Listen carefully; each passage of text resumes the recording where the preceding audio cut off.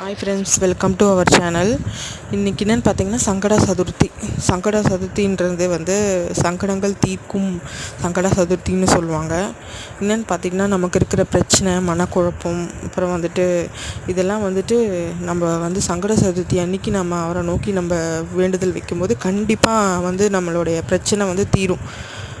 அதுதான் நம்ம வந்துட்டு நம்மளால் முடிஞ்ச பால், பன்னீர், அப்புறம் வந்துட்டு சந்தனம், இதெல்லாம் வாங்கி தரலாம். பூ இதெல்லாம் வந்து முடிஞ்சால் வந்து நம்ம கையால் பிரசாதம் செஞ்சு அன்றைக்கி கொடுத்தோம் அப்படின்னா வந்துட்டு ரொம்பவே நல்லது.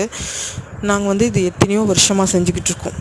அப்புறம் வந்துட்டு சங்கட சதுர்த்தி அன்றைக்கி அவருக்கு வந்துட்டு அபிஷேகம் செய்கிறது ரொம்பவே சிறப்புன்னு சொல்லலாம். நான் வந்துட்டு அதை பார்க்குறதே வந்துட்டு ஒரு மன நிம்மதி கொடுக்கும் நமக்கு. நம்ம வாங்கி கொடுக்குற பால், பன்னீர் அவரை போய் சேரும்போது நம்ம என்ன பிரச்சனை நோக்கி நம்ம வேண்டி இருக்கோமோ அந்த பிரச்சனையெல்லாம் கண்டிப்பாக வந்து தீர்த்து வைப்பார். நம்ம வந்து அன்னைக்கு வந்து நம்ம வந்துட்டு சங்கட சதுர்த்தி அன்றைக்கி வந்துட்டு பிள்ளையார மனசார நினச்சி நம்ம பாஸ்டிங் இருந்து அவருக்கு வந்துட்டு பால், பன்னீர் இதெல்லாம் வாங்கி கொடுத்து அபிஷேகத்தை நம்ம கண்ணால் பார்த்தோம் அப்படின்னாலே நம்ம இருக்கிற பிரச்சனை, மனக்குழப்பம், வீட்டில் ஏதாவது இது இருந்துச்சுன்னா கூட அது வந்துட்டு சரியாயிடும். நாங்கள் வந்து இது வருஷ கணக்கில் நாங்கள் இந்த பூஜையை செஞ்சிட்ருக்கோம்.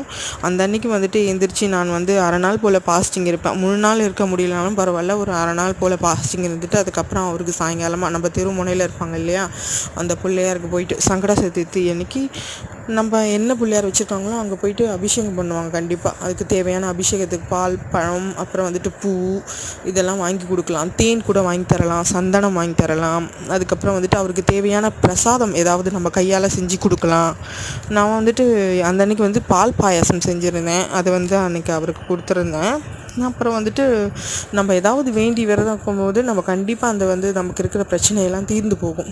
அதுக்கப்புறம் முக்கியமாக என்ன ஒன்றுனா, நம்ம திடீர்னு ஒரு சின்ன பிரச்சனை நமக்கு வந்துட்டு சரியாயிடணும் அப்படின்னு நினச்சோம்னா அவரை நோக்கி வேண்டி நம்ம வந்துட்டு சூரத்தேங்காய் உடைக்கும்போது அதுவுமே வந்து சரியாகும். நான் வந்துட்டு இந்த மாதிரி எனக்கு ஒரு பிரச்சனை இருக்குது, கண்டிப்பாக உனக்கு சூரத்தேங்காய் உடைக்கணும்ப்பா அப்படின்னு சொல்லி வேண்டிக்கிட்டு நம்ம வந்து இருந்தோம் அப்படின்னா கண்டிப்பாக அந்த பிரச்சனை தீர்ந்துடும். அதுக்கப்புறம் நம்ம போய் அந்த சூரத்தேங்காயை உடைச்சிட்டு வரணும் அவர்கிட்ட வேண்டிக்கிட்டு.